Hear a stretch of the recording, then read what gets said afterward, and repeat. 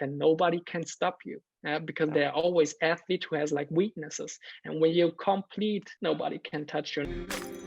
Yo Gorillas, welcome to the Athlete Insider podcast by GoNation. My name is Phil, and today's guest is, again, a special one, a professional freestyle athlete from Germany, the founder of the Flythenics freestyle movement, and an event organizer. Really just an inspiration for the German calisthenics freestyle scene. I'm really happy to have you here and to welcome you, Tan Nguyen from Frankfurt. Hey Phil, how are you doing? I'm good, thank you.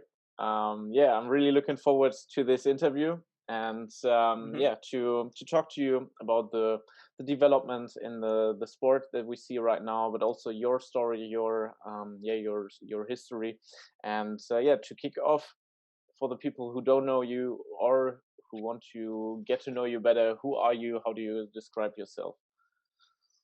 Okay, that's awesome. And thank you for inviting me to this interview. That's really nice what you guys doing with GoNation. And that was a really dope introduction, by the way. Thank you for that. Feeling happy to be here. Yeah, let's go on. Nice. So who is Tan? Who is Tan? Who I am? Yeah, that's a very good question. And I would say me. So not a human being. No, just kidding. I'm just an ordinary person who's doing extraordinary things. So I love to influence people. I love to spread positivity. And what I'm actually doing is calisthenics and showing the people what I love doing, what I'm passionate about, and try to bring more joy and more happiness into this world. Wow, nice. That's good to start off with. People always ask these hard facts. How old are you? Let's start with this one. How old are you? Yeah, I'm 26 now. So next year I'm turning 27 already. So that's not a lot of people think that I'm that old, but it's really hard to guess the age of an Asian guy, you know. So so I experienced a lot in my 26 years. Nice.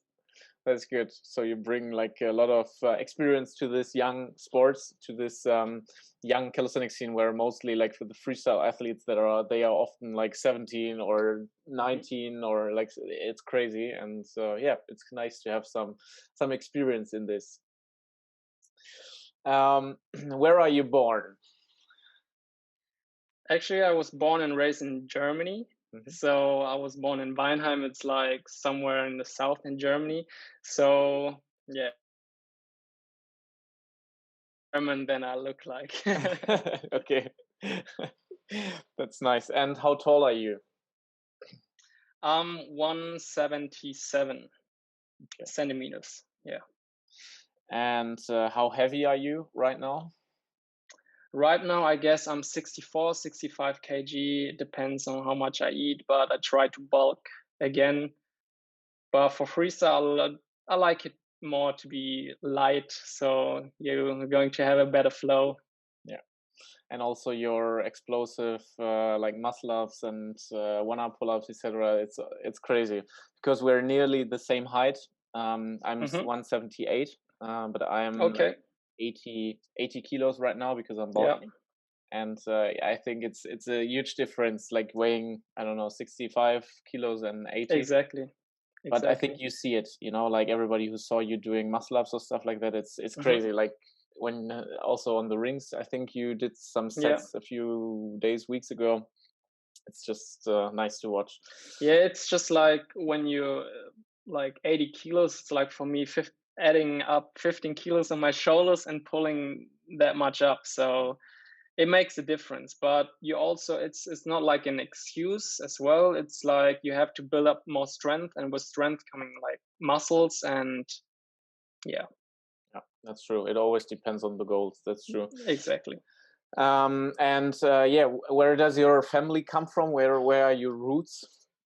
Yeah, my roots are from Vietnam. So my parents are born and raised in Vietnam, and they moved to Germany when the Vietnam War just started. So they're actually refugees. So yeah, they're coming to Germany to have a better life, and that's what I'm really thankful for. That they give me the opportunity to live in such a stable and secure country like Germany.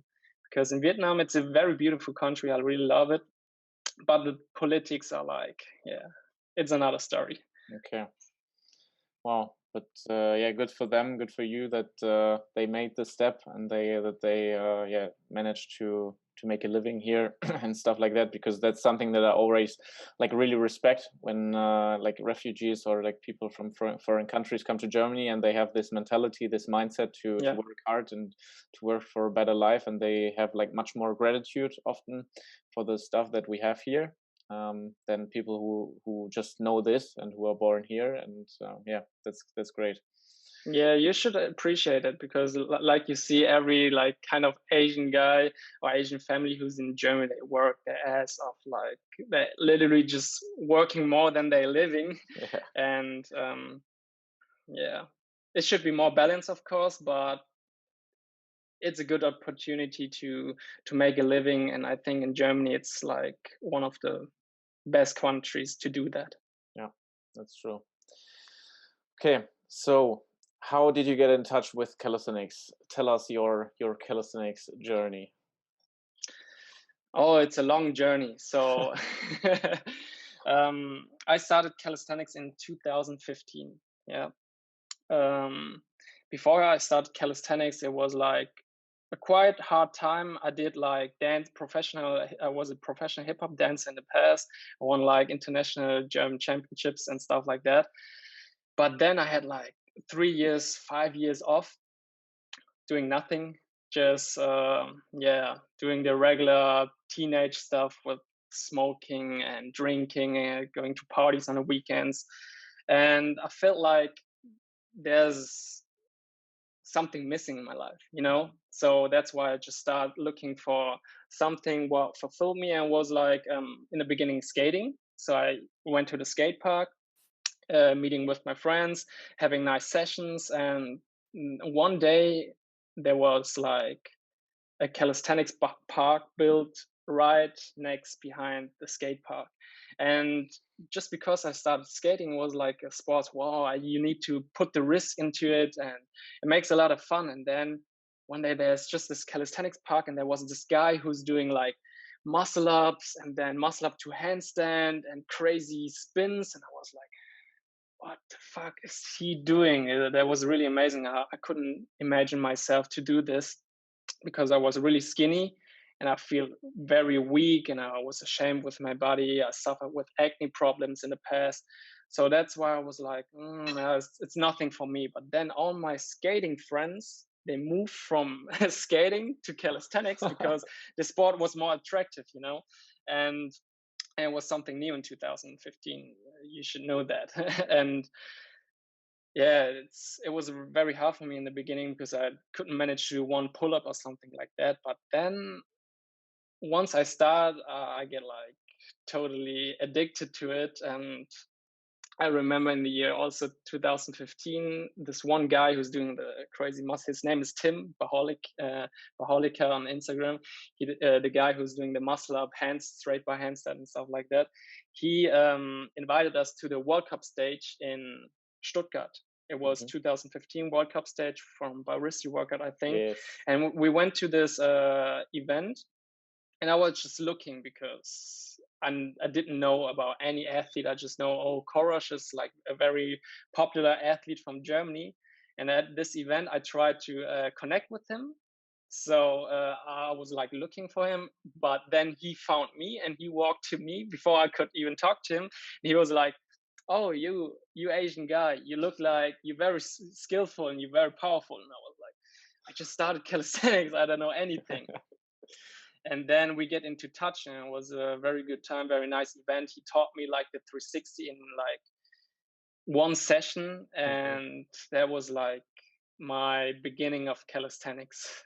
Wow, it's crazy because I also have been on the World Cup stage, in Stuttgart. It was on this on this I don't know, like on this festival. Like there was a Yes, festival yes. in Stuttgart on this big place in front of the, I don't know what it was, the church or the, Yeah, it was just in the middle of the city. yeah. And it was like wow. And so Courage was the one yeah, going towards you and seeing the potential in you, and then teaching you like Yes. the first move. That's something that I didn't know. I thought you know each other since 10 years because when Yeah, I feel like that. It feel yeah, like that, but in the first, like, um, we just understand each other at the first time, and he saw that potential in me and put his time and investment in me, and that's motivated me a lot because there was some like professional guys who supporting me right in the beginning of my journey, and that helped me a lot. okay. So your calisthenics journey was beginning in at this next to the skating park, and you tried to do some pull-ups, and you didn't yeah, succeed. How did you work out? Like, did you just try stuff or?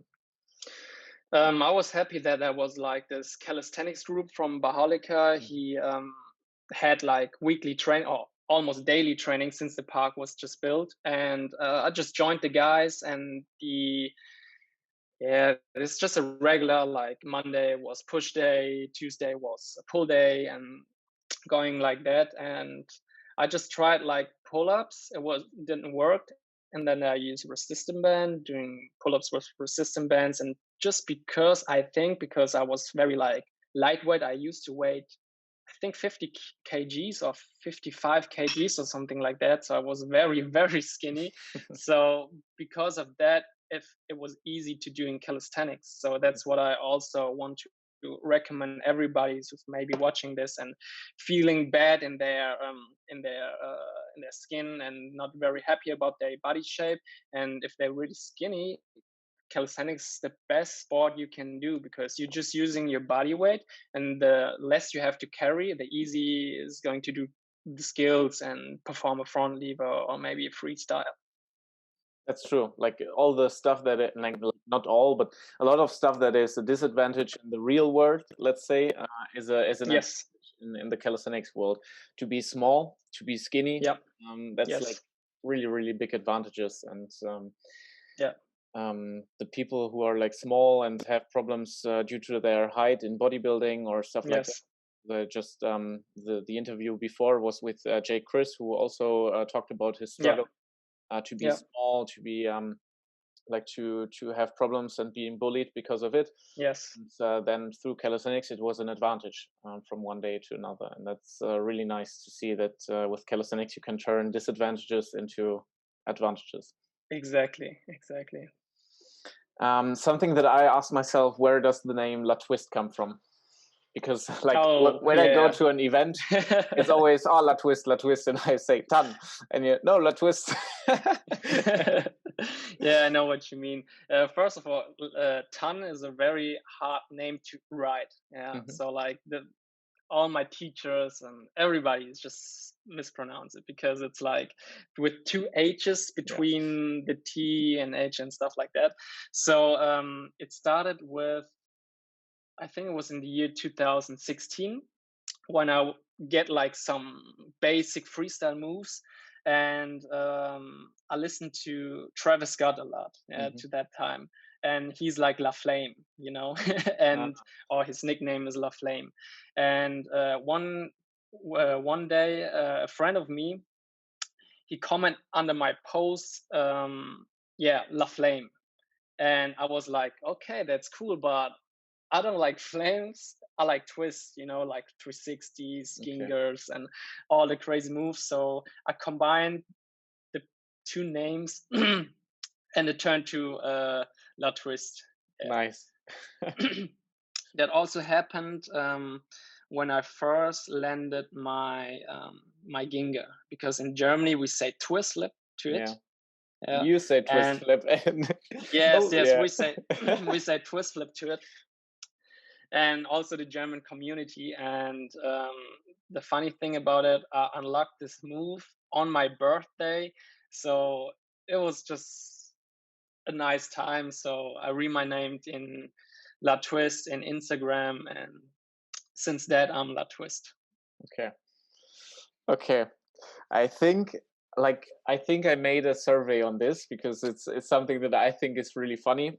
Because you always say twist flip, and I was like, I don't know Yep. this word. I don't like it. Hmm. For me, it's a ginger. And Yeah. survey and asked people what do they say, and it was like 85 or 90% Yes. ginger and Yes. 10% Yes. twist flip. But yeah, I still like it. So some people say ice ball for the front Hmm. flip regrab. That's also Yep. like a weird thing for me, but yeah, that's calisthenics. Like, I don't know, is twist flip from parkour or something, or is it just how do you? No, not actually, because we have a very known parkour athlete, Jason Paul, here in Frankfurt, and he also said, "Why are you guys saying twisted to it? It's Ginga." And I was like, "No, we call it twist flip." And he's like, "There's no twist at all in it." And I'm like, "Yeah, I don't know. I think the first guy who's telling that was Korosh, and he has it from I think Roger, Mhm. but was back in the day, so it was like 2016 or something. And things change, Yeah. and also, I think Ginga is the guy in gymnastic who's doing the first ever Ginga, and his name was Ginga. Yes, So yes. in I think gymnastic it is like when you're doing the move the first time ever, you can name it by by yourself, and that's why I think this move is coming from gymnastics. So, and in calisthenics, we try to separate a little bit from gymnastic. Even like a lot of freestyle moves are the same, but I think twist flip is just like a new name for this move because it's a little bit different to the gymnastic ways, and that's why I just call it like that. Okay. So with the gymnastics move to call your name, you have a battle with a professional German gymnast. There is also a professional gymnast called Nguyen in Germany. Do you know him? Yes. I think his name is Marcel. Yeah, Marcel Okay. Nguyen. No, actually don't know him, but I just know he's a like Olympian gymnastics guy. He's really strong, but Nguyen is like in Germany Müller or Okay. Schmidt or something like. It's a very very known name. There was like this king who just renamed all the people in Vietnam in I don't know back in 2000 1000 years or something. So everybody named Nguyen. So it's a Okay. very popular name in Okay. Vietnam. Nice. Didn't know that. Yeah, I was thinking, for me, when I think of freestyle in Germany, I have to think of you. Like for me, you're Hmm. one of the founding people, like the inspirations. The in Germany we say Aushängeschilder, the signs you. If you think of freestyle, I have to think of you. And Yeah, like, how did it go? Like, how was the development of the freestyle calisthenics scene in Germany? Because you built a hotspot in Frankfurt with it. yeah, that's true. That's true. Um, yeah, it's actually really interesting to talk about that because I never think like conscious about that because it's just developed like this, so it was there and like we haven't done anything, but I can say that I think it started with Korosh because he was like internationally the most well-known and strongest freestyle athlete back in the days, and he reinvented the 360s and Afro tornadoes and all this stuff. And just because we train at the park at the European Central Bank, it gets kind of to an hotspot, and because this was the only park we just met there. And all the summer long, you see, it's like skating. We're living lifestyle. It's just not like we're having like 1 hour workouts and then we leave. No, we spend like almost the whole day there and enjoying the sun. And because of that, there was like always a person at the park who's like doing freestyle calisthenics. And so more and more people seeing, okay, there's a crazy movement, or there are like guys that are doing like superhuman crazy stuff. And that's how it's like kind of grows. And because we trained there and getting ready for the German championships and international championships, it was like it's getting more into the hotspot. And after like I think 1 or 2 years, we also started to train people there, and we're getting a bigger community because there was already people who doing random calisthenics, but not like only freestyle calisthenics. But the more people like were interested to the sport, the more we just helped, and we taught them how to do a 360. We taught them how to do proper muscle ups, how to gaining strength. And I think because of that, yeah, that investment into the people, it's just start like growing. And I think we were also very good inspiration to these guys and helping them grow. And in the end, we just creating our most powerful athletes in Germany. And yeah, I think that was like kind of story behind that. Okay. You said you didn't do anything to do that, but I think it was like more subconsciously because of Exactly. this, because you put in the passion and you spent like hours and hours every day at the park, and there was always somebody training there. Plus the social media work. I think Yes. like it also spreads it because Frankfurt is quite a big city. So even if stuff is going internationally, there are people from Frankfurt seeing it. And the next thing is your events. Yeah, like how it's 2 weeks ago now or three? No, the Frankfurt City Cup took Yes, place. it was in the end of September. Yeah, so like 2 weeks ago, 2.5 weeks ago. So it's like you're putting in a lot of work with Flythenics, with you as a coach as well. Yeah, to push this sport, and that's what I think is really important. Because if you don't have the passion yourself, if you just want to make a living or like I don't know, something else, you won't put that much work in it. And yeah. Mhm. Yeah, It's true. I have to say that it may also like, because we grow that much also on social media, it was just like we working as a team. Yeah, we were like Dion encouraged me in the beginning, and we just hyped each other so hard. Like when we did something, we just did it. We all did it us three. So we just trained together, filming all the trainings together, and then releasing all the posts at the same time. And then it gets like a triple hype. We just call it triple hype. So um, and that's, I think, the main thing. It's not just about social media, but also in the trainings or in everything. When you have like a team or guys who like got your back and supporting you, it's way easier than do it all alone. So like I'm very thankful that I had it, and I know that a lot of athletes in the world don't have this kind of support or mental support or professional support. They can get it through coaches and everything, but sometimes they're like really expensive. So I'm very thankful that I had like a kind of team who like pushed me, especially in the beginning of my journey, and that helped me grow a lot. So that's why it's like my kind of mission with Flythenics, to build this freestyle community, to give it back to the guys who want to start freestyle calisthenics. They want to build up more skills and build a nice following on Instagram or something. We help them a lot by just giving them the chance to present their skills on an event or on shows. We also had like, I think in 2018, that was the beginning of Flythenics, and we had like I think more than 20 shows like through the year, and a ton of workshops, and just yeah, it was a nice time. And we just try to give the people back, especially I try to give back what I get from this sport, and to inspire the people. That's nice. Do you remember how much you grew in the last year on social media? Like right now, how many followers do you have? um I'm almost to 38,000 followers. Hmm. So actually, to be honest, I'm not very like focusing on how much I grow on Instagram, because Hmm. in the beginning it was like, yeah, I need to get that 10K, I need to get more follows, I need to get more views and stuff like that.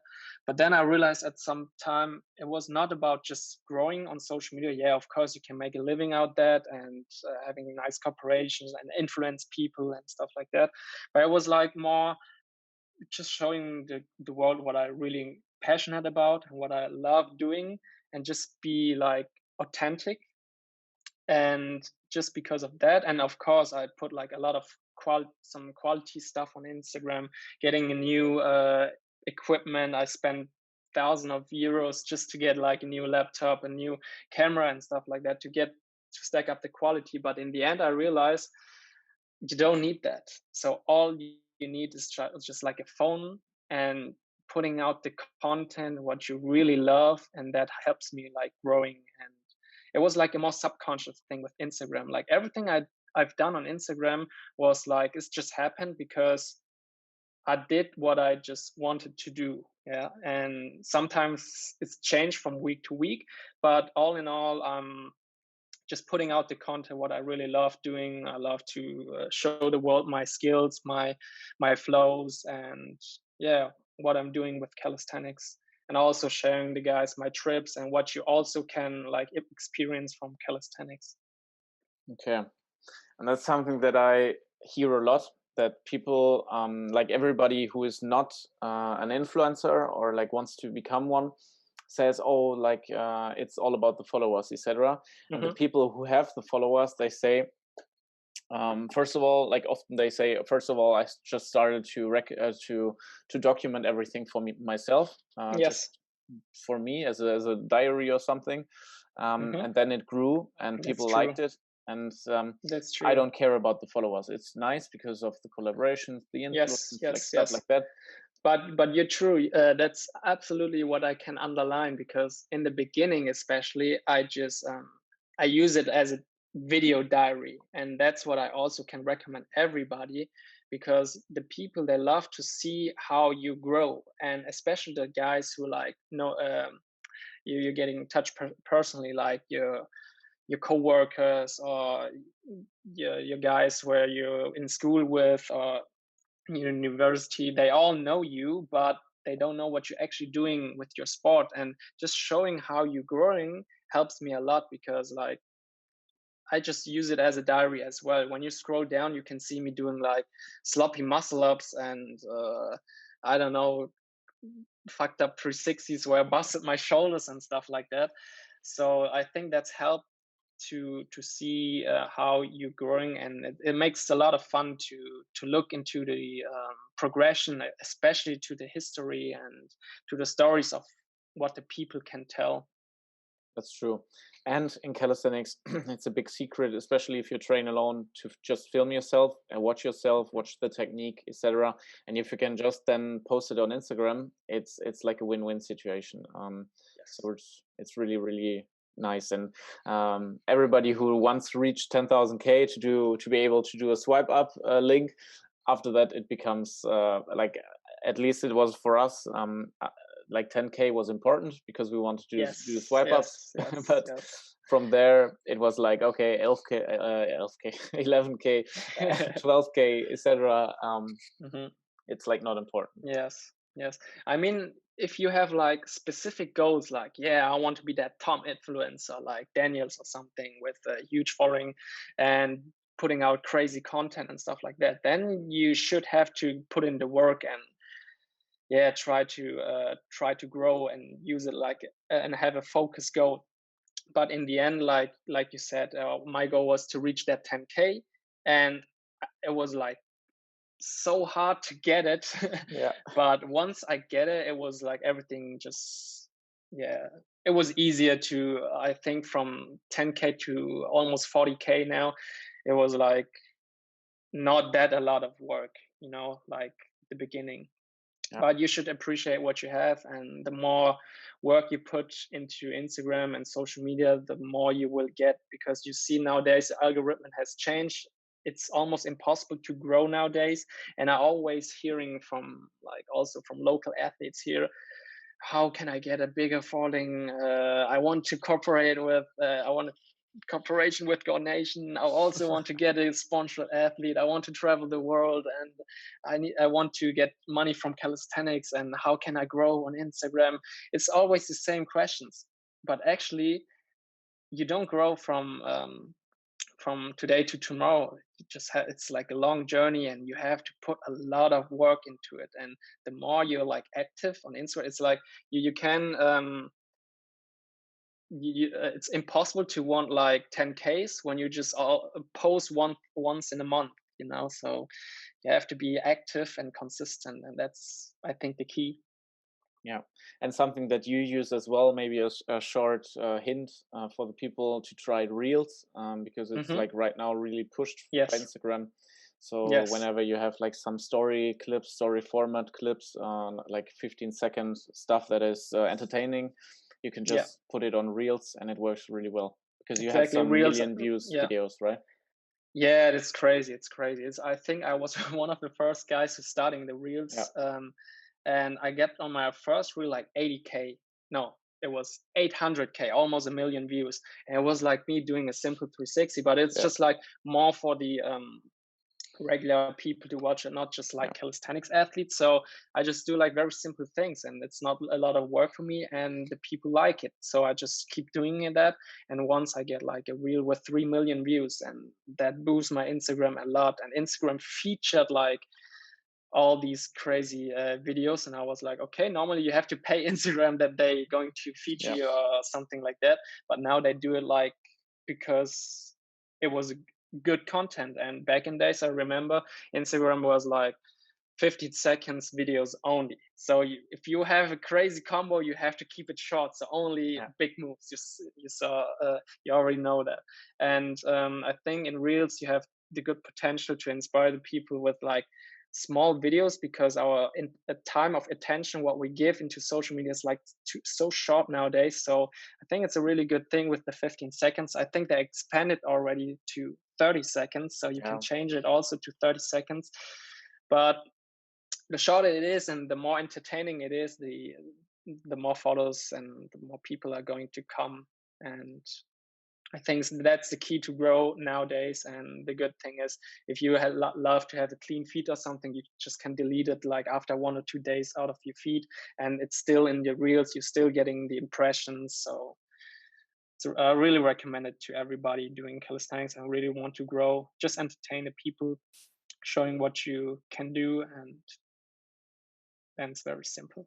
That's true. Like for me, my social media advice to somebody who wants to grow, just maybe to round it up, or you have something that you don't agree on, to post really nice photos in the feed, because Instagram works really well for photos. Your best videos, you make small clips for reels because Instagram pushes these as well. And if you have really nice content, like long content, video content, you do YouTube, because YouTube is an evergreen. It's always there. You will still get Yes. views in 3 years. And yeah, that's a good strategy, but you need patience. It won't go from today to tomorrow. Yeah, I would say that actually Instagram does what it want to, because for some guys, like only pictures are working. For some guys, like Uh, videos are like it's like for me, when I post a picture, like my last picture get like not even 1,000 likes. I mean, I don't care, but it's crazy how it depends on like 3 million views and I don't know how many thousand likes, and with one picture just 1,000. So for me, it's just like videos. When I'm yeah. posting videos, especially reels, they like going crazy. So it depending on how you get like into the algorithm on Instagram. Yeah. But you also had a really nice video, like the ones doing 1 arm pull-ups with 95K views. That's also like it went really well in as a normal video. So you can never say videos don't work at all. Yes, It's that's true. always That's as you true. say. What I'm very curious about, and what I really realized, because it's not uh it's it's like every time I'm doing this like kind of combo, because I think I've done this combo like already 2 years ago. I did it like one time in LA when I first went to California with my friends, and we did it at Venice Beach. I did this combo, and it get also like back in the days I had like 15,000 followers or something, and I also get like almost 50K views or something. That was quite a lot. And then I did it again in Switzerland when I was at the Bardogs battles, and Hmm. it also went like almost 100K, and now again. So I think the people really like that kind of one-arm pull-up, L-sit pull stuff. Yeah, So maybe it's that. So when you realize that the people like something you're doing, then you just might have to do it more often. yeah, that's true. For us, for example, it's just the ESIT. Like everybody doing an ESIT, Yes, it always works yes, crazy. Like mana and yes, ESIT, these are two moves that yeah, work extremely well. And if you find out something like this, you can do more of it. And yeah, that's a yes, good thing. yeah. Because Okay. what I also realize is it's very like unthankful. Instagram is so unthankful, you know. So they're like athletes who doing 720s. I think this guy Kubilos, he's doing like 720 to 900 and everything, and he is like a couple of thousand followers or even 1,000 followers, and it's like very yeah, it's very unthankful. So these guys deserve a lot of more followers, but in the end normal people, they don't understand what they don't even know what a 360 is. So when they see like something like a one arm pull up or some guys doing manas or the girls doing ice sits, it's like okay, maybe I can see myself in this kind of movement. So it's getting more impressions because it's easier to understand what's actually happened there. Yeah, that's true. Yeah, and also like working with slow motions, etc., also makes it easier for normal people to understand. But yeah, that's a totally different topic. Let's Yes, go yes, away yes, from that's the true. social media topic. Yeah, It's so yeah, interesting. We could talk like that's three true. hours. Yeah, that's true. Yeah, so you already talked about your inspiration to start with a street workout, but people are always interested in the planche, and I know that it's also a move that you work on a lot. That you're currently working on the full planche, which is looking already quite solid. But talk about your planche journey. How did it go? Did it go really linear, or like were there some challenges? How did it go? um, yeah, that's a very good question. My planned journey was, yeah, challenging, very challenging. I think I'm already like training 3 years or something for the planche, and in the first year I had like zero progressions because I haven't done like I get a lot of tips from YouTube and from other athletes, but in the end, in my workouts, I just did my old workout, so I haven't converted the tips into like real workouts. And so the first year, I just like haven't progressed anything. I had like in Germany we say Dachdecker, so like a rooftop up planche because like your ass is like very up and your legs are very low. And I think since I get more in touch into like professional athlete like Viktor Kamenov and like very crazy strong planche athlete, and I get the advice from them. It was a little bit different for me to reinvent my workouts. So I gained a lot of more strength, and I just realized it's just basic. You don't have to do like crazy exotic planche secret skills and movement. Just do leans and do proper basics, and that helped me a lot. So since I get like more consistent in my planche, it felt like way more easy to progress. So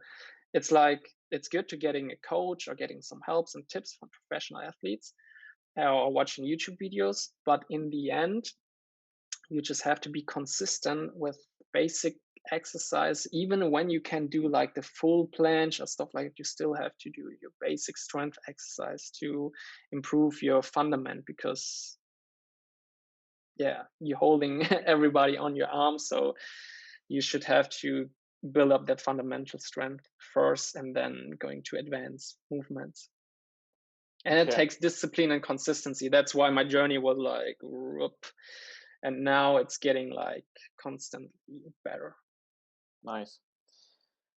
Do you say that you are able to do the full planche? Like, is it something that you say that you unlocked it, or like when is it that you are 100% um sure that you can do it always? it's very very interesting because I've already unlocked it last year, Mm, and then I injured myself because I was like stopped doing the basic and just going for full planche in every training and didn't have a proper warm up. So but for now, I would say that I'm almost unlucky. I can't say that I'm unlucky because for me is like when you can hold it for like, I don't know, 10 seconds with ease and still like able to talk, like I can have an interview with you while I'm holding the full planche, then I would say I've unlocked it. You know, I could do that in front even very easy, but in planche, it's like still some struggles. I can perform it for 3 4 seconds, but it still takes like too much energy to say that I'm fully unlocked. Okay, so you have a really high standard to say that you unlocked something. Yeah, That's yes, I'm kind of like yeah, I really love to do the move perfectly until I say that I'm fully able to do it, because like when you like able to improve like planche progressions, like planche variations like press or hands, yeah, press negatives or different planche variations, then you can say you fully master the planche or unlock it because you're able to combine it or use different variations with that. okay. Get it. Let's switch to dynamics. Hmm. A question that we get like we get quite often from the community if we interview a freestyle athlete is, how do I fight the fear freestyling or like doing dynamics? Um, and I give this question to you: how do you fight the fear when doing like, let's start with the 360, but also like the front flip regrab. Hmm. You're currently also unlocking, and Yeah, yeah. fear is, I think, the most important question. So it's actually very simple. When you're able to turn off your thoughts, then the fear might disappear. But before every like competition or something, I get also nervous, and the fear is always there. But you have to categorize and maybe like visualize that when it's like, for example, you know that you can do this move. Yeah, you train it so often, and you know there's a possibility that you can fail, and maybe you have like some very hard fails. Like for me, broke my ribs and get like serious injuries from freestyle, but I know that this can happen again. But it's like no sense, no, there's no point to think about that kind of scenario what happened in the past.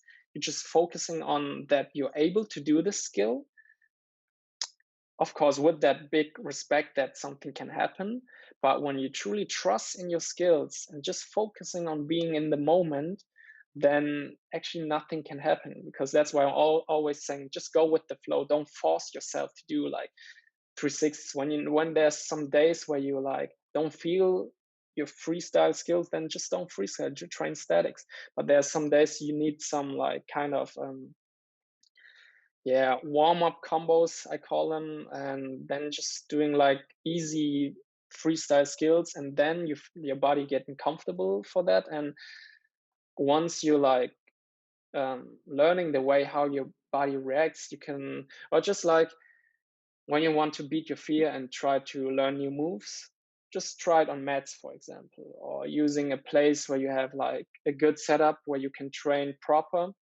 So the risk is like very low, and the more you can lower the risk, the better you get into freestyle. And the thing by avoiding fear is just to, yeah, visualize that you can do this move, and to have the courage and just do it. I know it sounds like very simple to say just do it, but when you're able to turn off your thoughts, then you can do it, and you can do it with, yeah, breath exercise.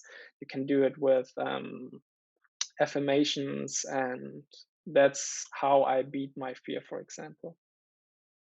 Okay. Affirmations, for the people who don't know what it is, self affirmations. Can you explain Hmm. it? Self affirmations, it's like just manipulate your body or your mind. It's like you're not tricking your mind, but you're telling yourself something beautiful, or you're telling yourself like uh, you're confident and you can do this. You're going to grab this move now. Yeah. And then because you're forcing your mind into this, it's like when I'm telling you, don't think, uh, don't don't imagine a pink elephant in your head. And then you automatically see this pink elephant because I gave this thought in your head. And when you say like, I'm going to grab this move, then you're going to grab this move. Yeah, because you give your body the right direction. And when you're telling yourself, "Ooh," before you run to the bars and you have like already the combo in your head, you just try to have the first string. For example, when I do the front flip, and I am like, oh fuck, when I'm not going to grab it like this, I'm going to fail. And then I'm going to fail because I had like this little thought, this little negative thought, and it just can kill your combos. And that's why it's important to be like 100% focused on that you're going to grab it. Of course, you have to train for that to be able to do it like fluently.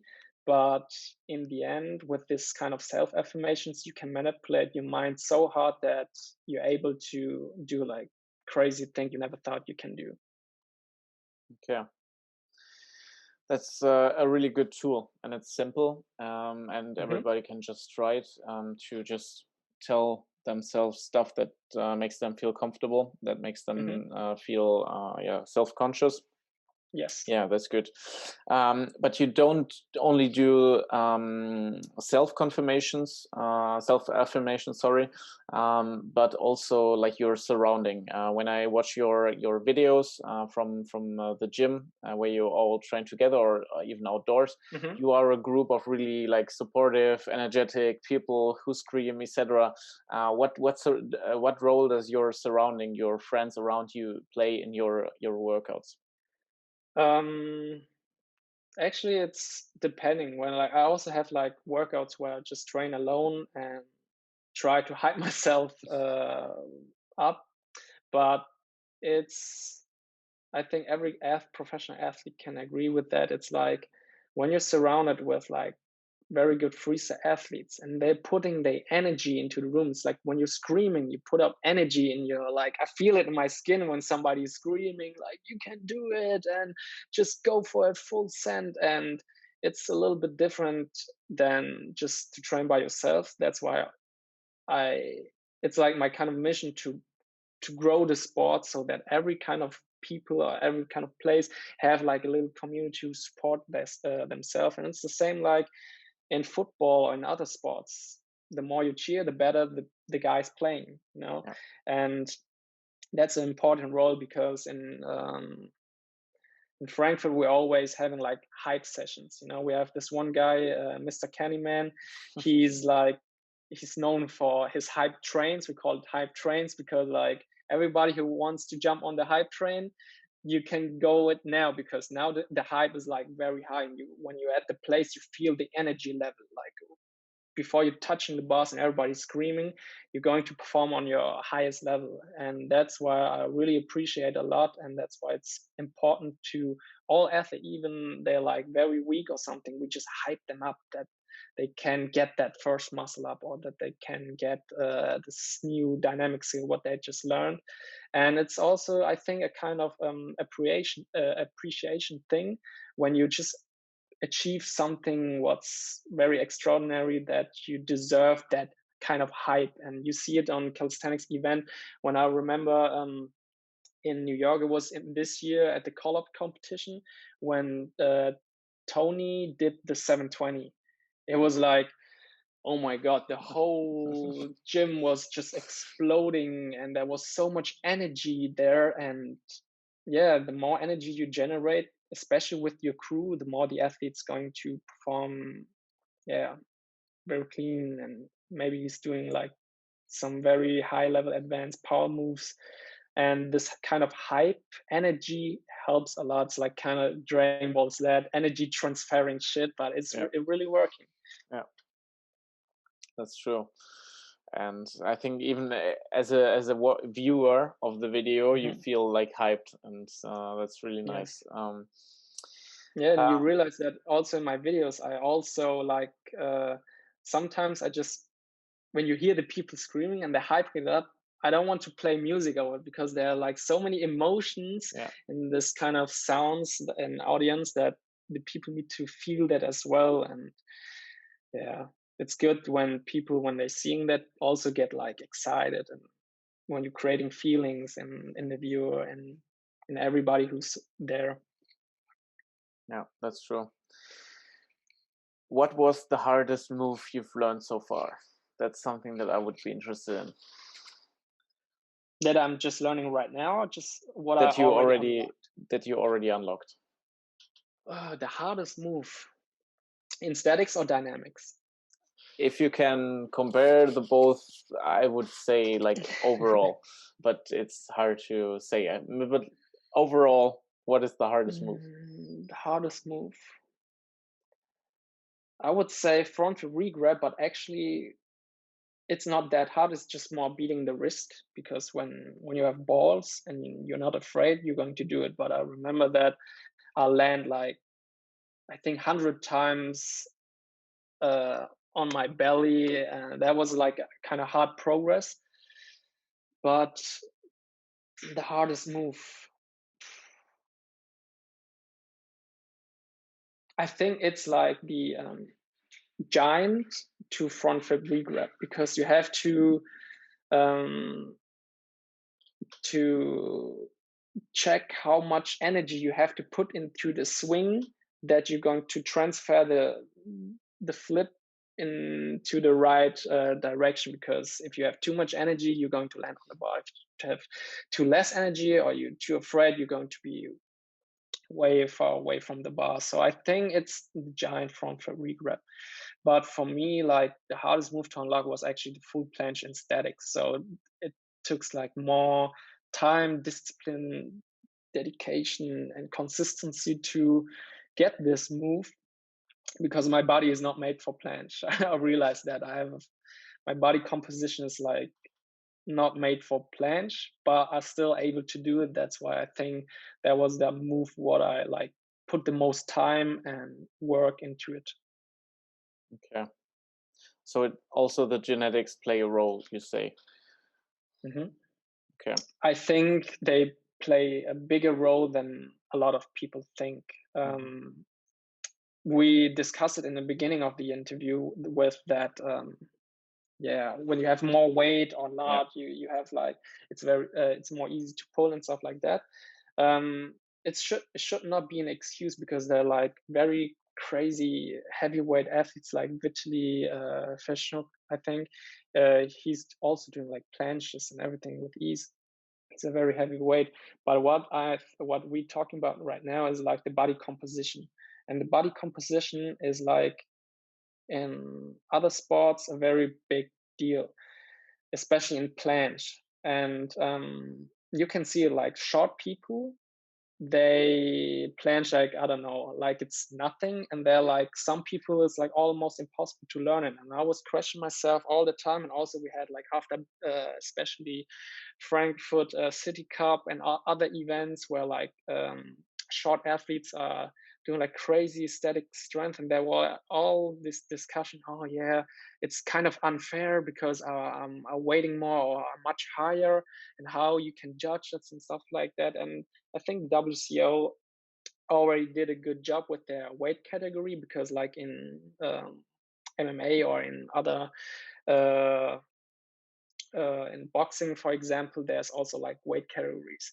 But I just heard from Dion, because he's like also, he has a black belt in Taekwondo, and he said that there's also like a kind of measuring of how long your arm is, for example. So when you're like heavyweight, you can have like very short arms. Then you get into like the weight class below, because you have a kind of disadvantage, because you can't hit your opponent with the full range. And I think that's a kind of similar things into calisthenics, depending especially what kind of moves do you want to learn.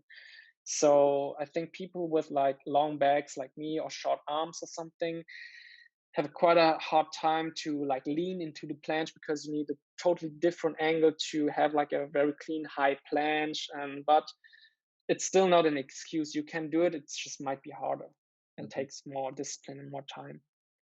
Okay. Yeah, that's true. Because I remember the conversations and the discussions after the event. But yeah, it's hard to execute on it right now. I didn't know that WCO already does it. That's a good sign Hmm. that the Yeah. sport develops into the right direction. Um, but how do you see the sport development right now? Like, where do you see the sport developing in the last years?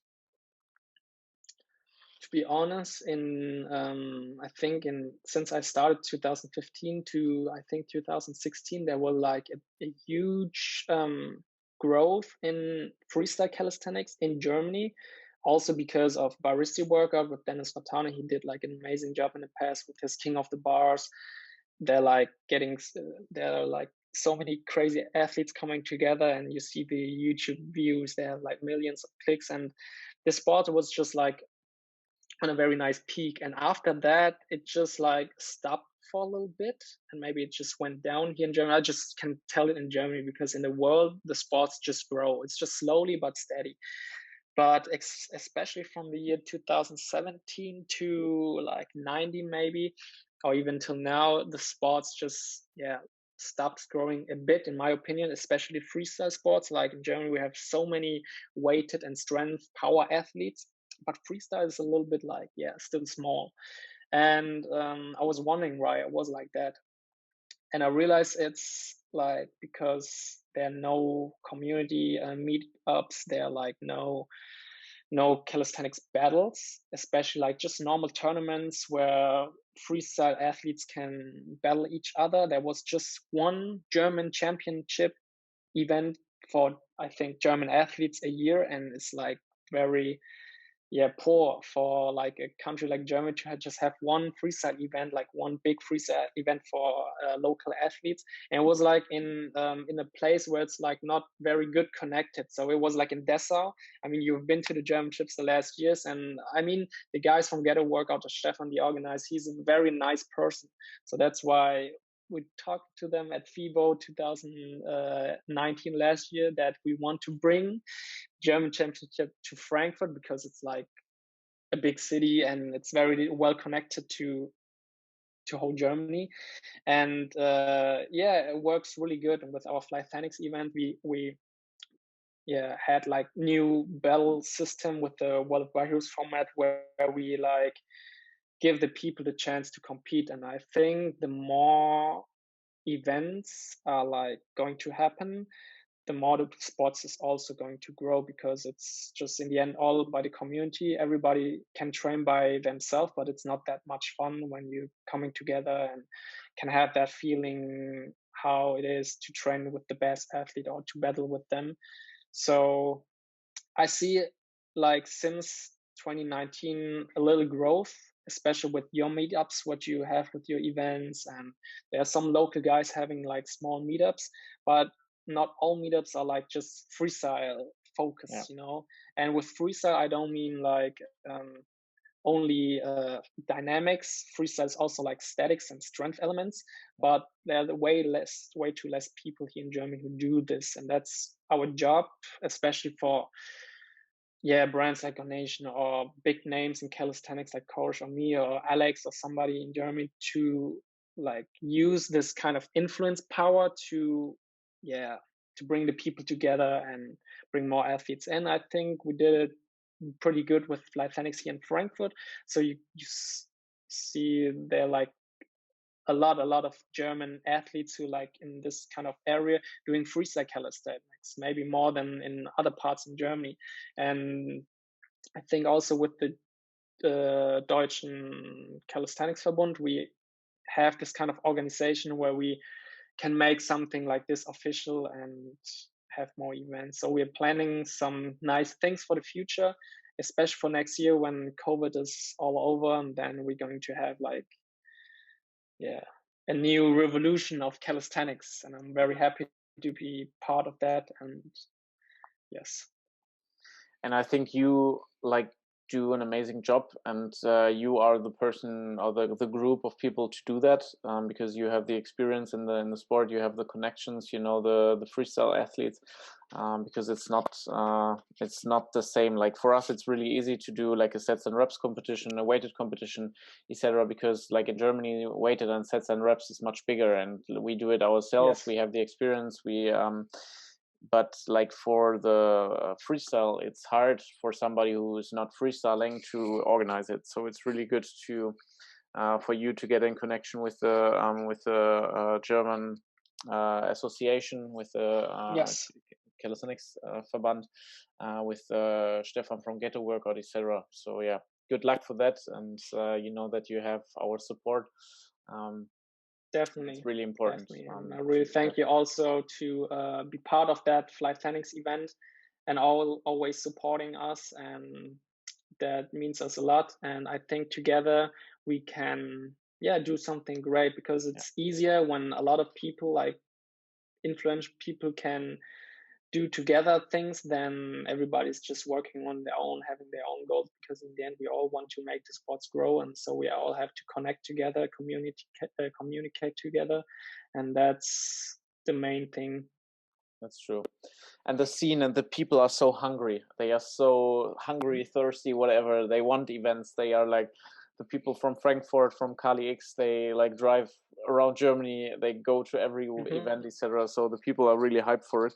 It's just that we need somebody who takes charge of it, who is responsible for it, who goes all in, and that's yeah, what I really Yeah, respect it's about very you. hard, because not especially in Germany. I know that a lot of country also suffer from this problem, that they are like, they very passionate about freestyle calisthenics, but they don't know how to build a community or get the people together.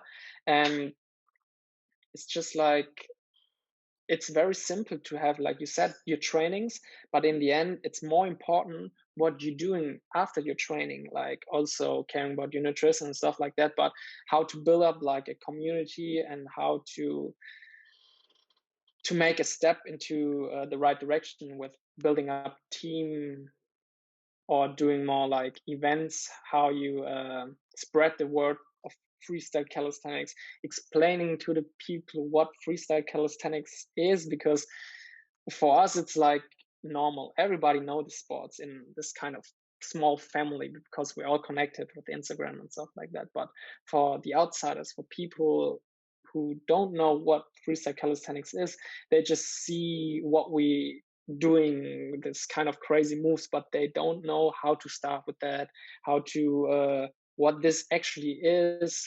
And we need to do more, I don't have the English word, it's just Aufklärungsarbeit in German. Maybe you have that word. Yeah, just spreading the word, like spreading the word calisthenics. Yes, yes. That's true. Okay, nice. I think yeah, we covered a lot of topics. We're like over an hour already. Hmm. Okay. Still, we still have some quick questions, quick answers Hmm. to end the episode. So yeah, pizza or burger? Pizza, burger. It's always such a random Bro. Burger. burger. Okay. Are you a dog or a cat person? Dog person. Dog. My yeah, my sign, astro sign, is also dog in the Chinese calendar. Nice. That's good. That's a good So sign. I was born in the year of the dog. Okay. What is your favorite location for holidays? Favorite location? I think my best trip I have ever had was in California. Okay. What would change for you if social media just disappeared overnight? That's a good question. I think not a lot. It will be way harder to connect with the athletes worldwide, but then I need to stick to the local athletes, and maybe writing letters or something to connect with the people. But I would still working out in my gym, or outside and still making the sports grow and having more local events. Maybe it's better for the environment as well when people stop flying around the country because we're so globalized. Yeah, but it would be definitely hard. It would be definitely hard and challenging. And if you transfer the number of DMs sent on Instagram to handwritten letters, I think that won't be good for the environment. So I think maybe we can stick like this and Yeah, stay, that's true. That's and true. stay with social media. Yeah. Do you have a favorite calisthenics athlete, or like a top 3 or something? Yeah, I had like a top 3 maybe. I haven't thought about that, but so spontaneously, I would say in freestyle calisthenics, it's definitely Anouri from Morocco. He's like a very young, talented guy, and we also try to bring him here to Germany, but it's very hard to get these Moroccan athletes to our events. But he's like very complete in dynamics. He get like almost all power moves, and as like very complete athlete, I would say it's Thomas Koganov. I know him for a long time, and he progressed so good. And I think he's like maybe the new Daniels because Daniels was in the past like my big inspiration. Now he's like getting better again and getting more active. So I think these are the 3 athletes who like inspiring me the most. And in the past, it was like Korosh. He's not that much active anymore, but he was like also a huge, huge inspiration to me. Yeah, nice. Yeah. Do you have a favorite book that you would recommend? Yes, I have many books and I've read a lot of books. But when I have one book, what I can give it to you is like how you going to upgrade your performance. It's the High Performance Habits from Brendon Burchard. The HP6. It's like seeking clarity, for example, generate energy, raise necessity, increase productivity, develop influence, and demonstrate courage. I think it's like the most 6 powerful hacks what you can learn for yourself, because we humans, we act with habits. And the more you can change your bad habits and turn it into good habits, the better you can perform. It's like, it doesn't matter if you go into the meeting or if you're going to your workouts, if you have like business ideas, or if you just want to get a better person, there are like some habits you can change. And these kind of habits, what you get learned in the book, help you a lot, or help me a lot. And I always recommend everybody to master these skills. And that helped me a lot. Okay. Good. We'll put the link and stuff like that in the description for people who are interested. The best calisthenics event you've ever been at? Best calisthenics event.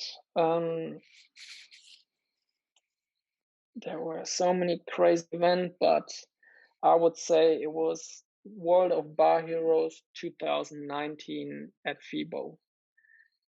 Especially the final where Ikwan battled against Daniels. Yes. That stage was huge, and it was an honor for me to judge that event. And I think that was like the most crazy event so far. True.